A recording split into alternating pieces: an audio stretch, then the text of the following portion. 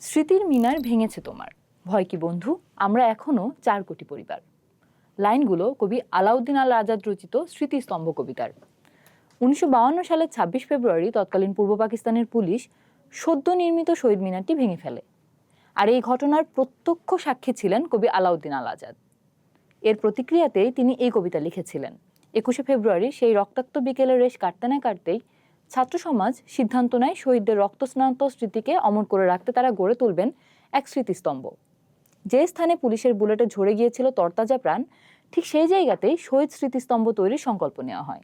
সেই ঐতিহাসিক সংকল্প বাস্তবায়নে কালক্ষেপণ না করে ওই দিনই মিনারটির প্রাথমিক নকশা অঙ্কন করেছিলেন বদরুল আলম। তবে এই জায়গায় প্রাসঙ্গিক হয়ে ওঠে আরেকটি নাম, পিয়ারু সর্দার। সেদিন ওই শহীদ মিনারের জন্য সমস্ত কাঁচামাল সরবরাহ করেছিলেন পিয়ারু সর্দার। পেশায় ছিলেন ঠিকাদার। জানাজানি হলে পুলিশের রোশানলে পড়তে হবে জেনেও তিনি সেদিন ছাত্রদেরকে সর্বাত্মক সাহায্য করেছিলেন। তখনও ঢাকায় কারফিউ জারি ছিল। সেই কারফিউয়ের ভেতরে যথাসম্ভব নীরবে শত শত স্বেচ্ছাসেবীর পরিশ্রমে 23 ফেব্রুয়ারি সারা রাত জেগে নির্মিত হয় ভাষা শহীদদের স্মরণে প্রথম শহীদ মিনার। 6 ফুট চওড়া ও 10 ফুট উচ্চতার ছিল সেই মিনার। সেই শহীদ মিনারের গায়ে ছেটে দেওয়া হয়েছিল 2টি পোস্টার। মধ্যভাগে লেখা হয়েছিল শহীদ স্মৃতি অমর হোক, আর নিচের দিকে লেখা হয়েছিল রাষ্ট্রভাষা বাংলা চাই।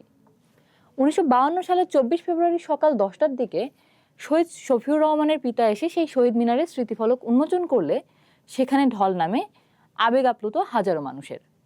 সবাই ফুল দিয়ে শ্রদ্ধা জানাতে থাকে ভাষা আন্দোলনের অমর শহীদদের। 26 ফেব্রুয়ারি পাকিস্তানের শাসক গোষ্ঠীর নির্দেশে গুড়িয়ে দেওয়া হয় প্রথম শহীদ মিনারটি।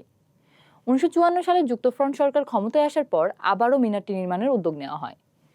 পরে পিয়ারু সর্দার ও তার নির্মাণ প্রতিষ্ঠানের তত্ত্বাবধানেই নির্মিত হয়েছিল শহীদ মিনারটি। এরপর ইতিহাসের পুনরাবৃত্তি ঘটে 1971 সালে। মুক্তিযুদ্ধ চলাকালে পাকিস্তানি হানাদার বাহিনী আবারও কামানের গোলায় শহীদ মিনারটি ধূলিসাৎ করে দিয়েছিল।